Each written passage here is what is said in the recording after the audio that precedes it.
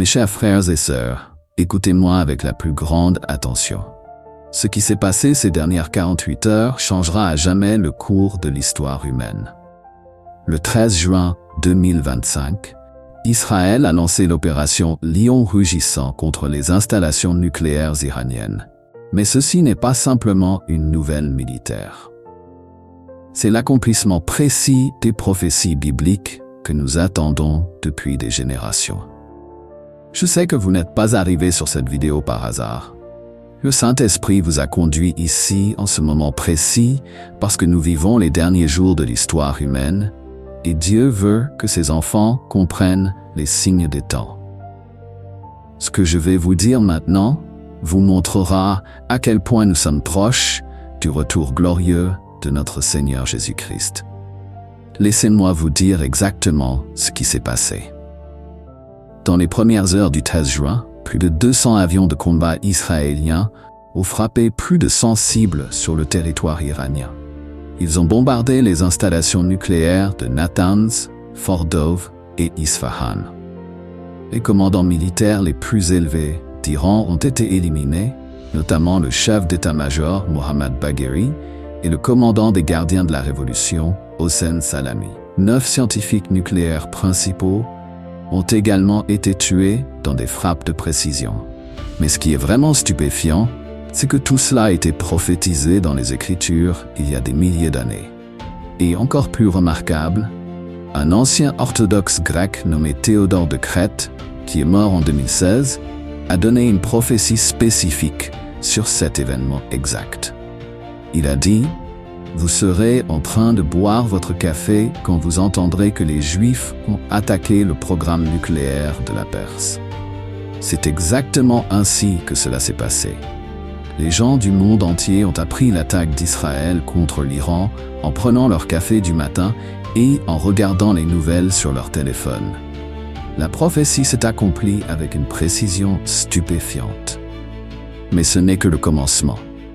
L'Iran a riposté en lançant environ 100 missiles balistiques contre Israël, dans ce qu'ils ont appelé « Vraie promesse 3 ». Ces missiles ont frappé Tel Aviv et d'autres villes, tuant au moins 6 personnes et en blessant des dizaines.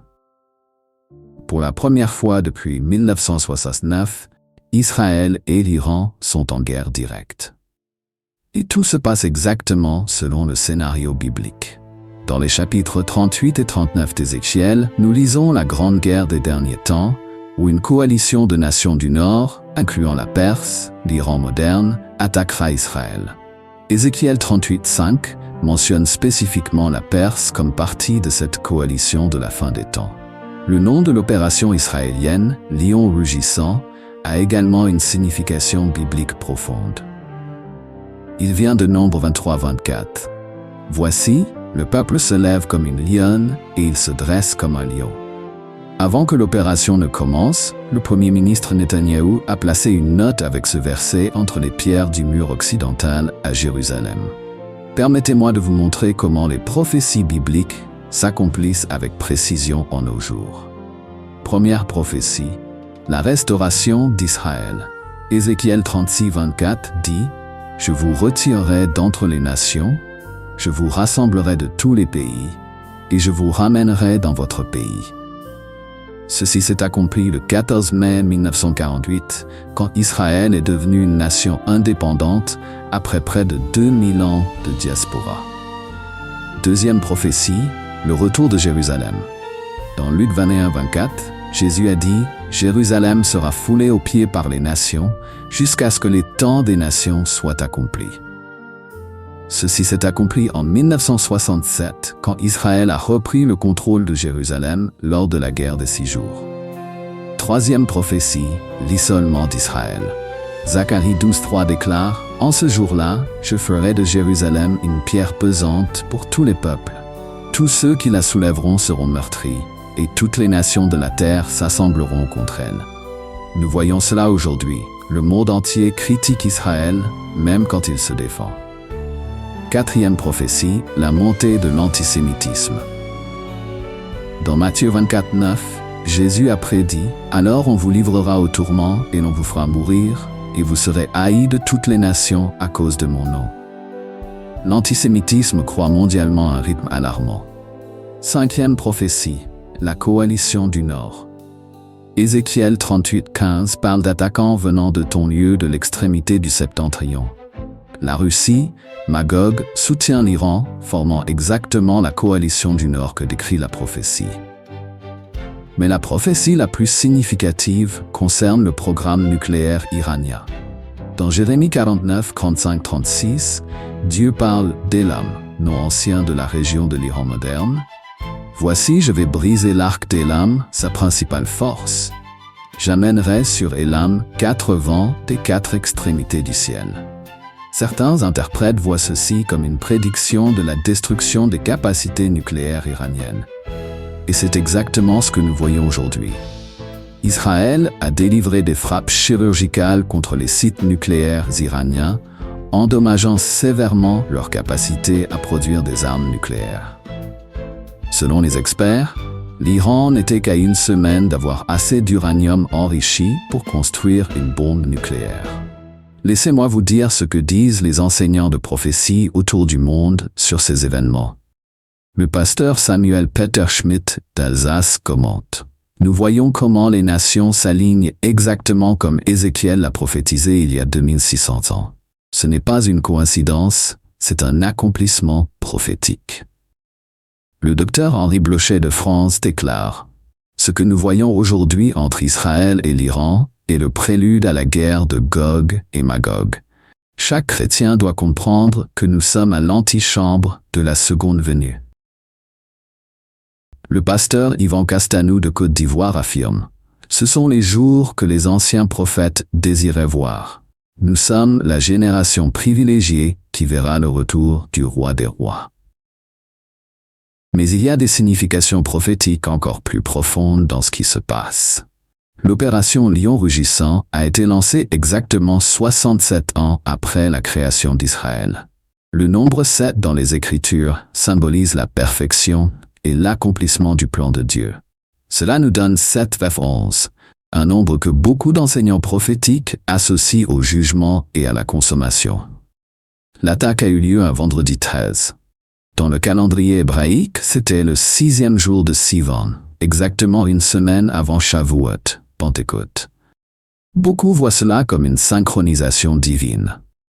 L'Iran a riposté avec exactement 100 missiles. Le nombre 100 dans les Écritures symbolise la punition ou l'épreuve complète. Dans la parabole de la brebis perdue, Jésus a parlé de 100 brebis. Mais le plus remarquable est ce qui se passe dans le monde islamique. Pour la première fois en des siècles, les pays musulmans critiquent ouvertement l'Iran. L'Arabie saoudite, les Émirats arabes unis et l'Égypte n'ont pas soutenu l'agression iranienne. Cela crée des conditions pour le futur traité de paix prédit dans Daniel 9, 27.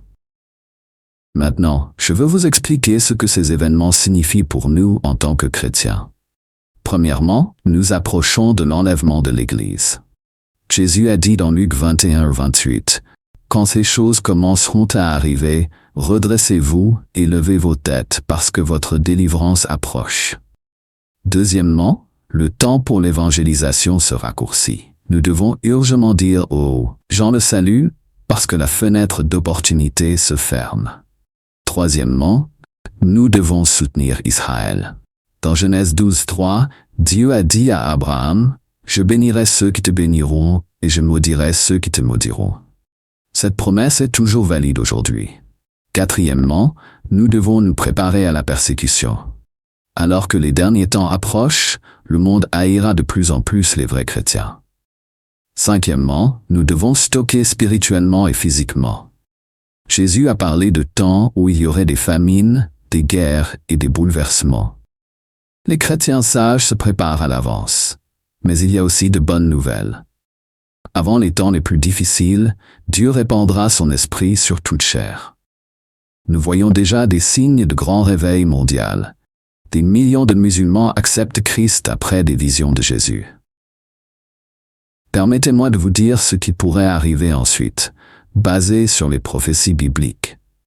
Scénario 1. L'Iran pourrait tenter de fermer le détroit d'Ormuz, menant à une crise économique globale. Cela créera des conditions pour qu'un leader mondial émerge avec des solutions, l'Antéchrist. Scénario 2. La guerre pourrait s'étendre pour inclure la Russie, la Turquie et d'autres nations. Cela pourrait être le commencement de la guerre de Gog et Magog, d'Ézéchiel 38-39. Scénario 3. Israël pourrait lancer des attaques préventives contre des installations nucléaires dans d'autres pays régionaux, menant à une guerre régionale. Scénario 4. Une attaque terroriste majeure pourrait avoir lieu, fournissant une justification pour un gouvernement mondial et des systèmes de contrôle. Mais peu importe quel scénario se développe, nous connaissons la fin de l'histoire. Jésus-Christ gagne. Apocalypse 19:11-16 décrit son retour glorieux comme roi des rois et seigneur des seigneurs. Maintenant, je vais vous donner des conseils pratiques sur la vie dans ces temps prophétiques. Premier, approfondissez votre relation avec Dieu. Passez plus de temps en prière et études bibliques. Dans les temps difficiles, nous aurons besoin d'une foi forte. Deuxième, étudiez la prophétie. Comprendre la prophétie biblique vous aidera à ne pas paniquer, mais à faire confiance au plan de Dieu. Troisième, créez des provisions. Stockez nourriture, eau et nécessités pour plusieurs mois à la maison. Ce n'est pas un manque de foi, mais une préparation sage.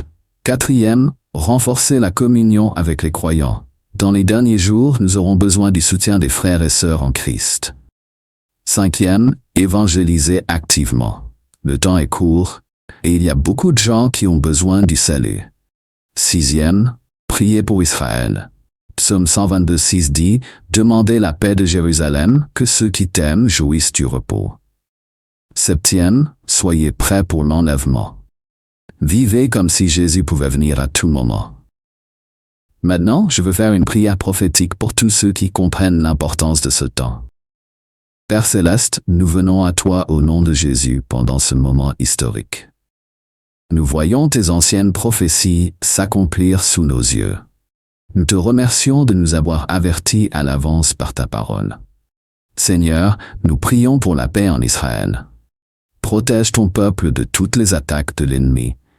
Que leur dôme de fer soit un bouclier impénétrable. Donne la sagesse à leurs dirigeants dans la prise de décision. Nous prions pour le peuple iranien. Beaucoup d'entre eux ne soutiennent pas leurs dirigeants. Ouvre leurs yeux à la vérité de l'Évangile. Que beaucoup de Perses viennent à connaître Jésus-Christ à travers ces événements. Père, nous prions pour l'Église mondiale. Prépare-nous pour ce qui vient.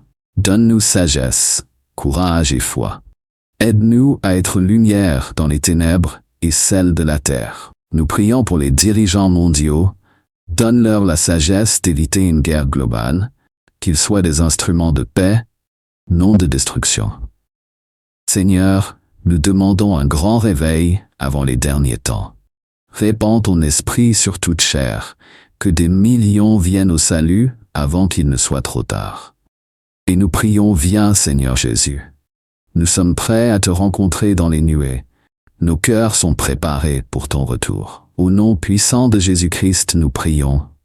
Amen. Si vous avez ressenti quelque chose de spécial pendant cette prière, c'est un signe que le Saint-Esprit vous parle. Peut-être est-ce votre appel à vous préparer pour le retour de Jésus. Dans les commentaires, écrivez « Maranatha », qui signifie « Le Seigneur vient », pour que je sache que vous comprenez le temps dans lequel nous vivons et êtes prêts à rencontrer Jésus. Et s'il vous plaît, partagez cette vidéo avec chaque chrétien que vous connaissez. Les gens ont besoin de comprendre ce qui se passe dans le monde d'un point de vue biblique.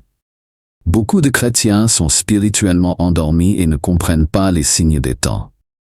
Rappelez-vous les paroles de Jésus dans Matthieu 24:42. « Veillez donc, puisque vous ne savez pas quel jour votre Seigneur viendra. » Nous vivons dans le temps le plus extraordinaire de l'histoire humaine. Un temps où les anciennes prophéties s'accomplissent sous nos yeux, un temps où n'importe quelle nouvelle peut être la dernière avant l'enlèvement de l'Église. Soyez prêts. Jésus vient. Maranatha.